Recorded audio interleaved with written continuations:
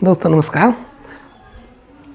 आज हम आप लोगों के सामने एक नया topic debt to equity ratio के बारे में चर्चा करेंगे।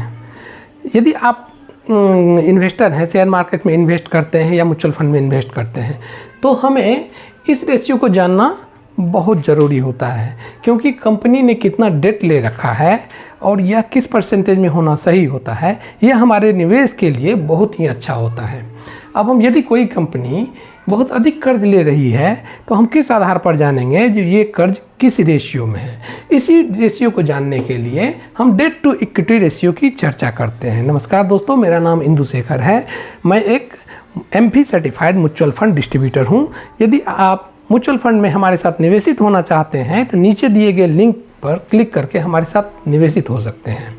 हम अब चर्चा करते हैं कि आखिर डेट टू इक्विटी रेशियो निकालने का फार्मूला क्या होता है। इसका फार्मूला होता है टोटल लायबिलिटीज़, कंपनी के ऊपर जितनी भी लायबिलिटीज़ है divided by total share holders equity.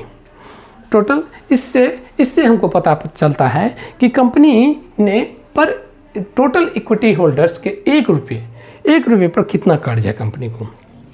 यदि किसी कंपनी का डेट टू इक्विटी रेशियो काफ़ी हाई है तो इसका मतलब हुआ जो वह कंपनी कहीं ना कहीं से कर्ज लेकर अपने कंपनी को ग्रो कर रही है। यदि बहुत ज़्यादा हाई होने पर क्या होता है, हमारा सारी आमदनी, सारा अर्निंग्स डेट को रीपे करने में ही चला जाता है। इसीलिए कंपनी का यदि जिस कंपनी का debt to equity ratio high होता है तो उससे बचना चाहिए हमें निवेश करने से। यदि कंपनी का डेट टू इक्विटी रेशियो 1 से कम आता है तो उसे अच्छा माना जाता है।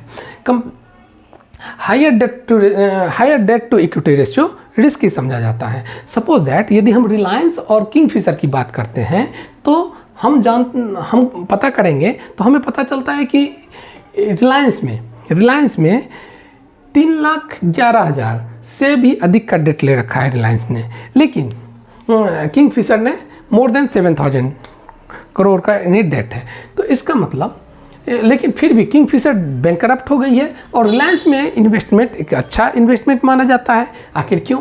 आखिर कंपनी गुड कंपाउंडर समझा जाता है, इसका नेटवर्किंग अच्छा है, इसका मैनेजमेंट अच्छा है। तो आखिर इसका रीपे करने की कैपेसिटी कितनी है यह भी हमें देखनी चाहिए। जो डेट लेने से मतलब नहीं है, इसको रीपे करने की कैपेसिटी कितनी है, इसका नेटवर्किंग किसी भी कंपनी का कितना अच्छा है, इसके आधार पर भी हम इन्वेस्टमेंट करते हैं। यदि हम डेट टू इक्विटी रेशियो का कंपैरिजन करते हैं तो हमको विद इन सेक्टर करना चाहिए, क्योंकि आईटी सेक्टर कंपैरेटिवली मान लीजिए आईटी सेक्टर का डेट टू इक्विटी रेशियो बहुत लो होता है, क्योंकि आईटी कंपनियों में इन्वेस्टमेंट बहुत कम होता है।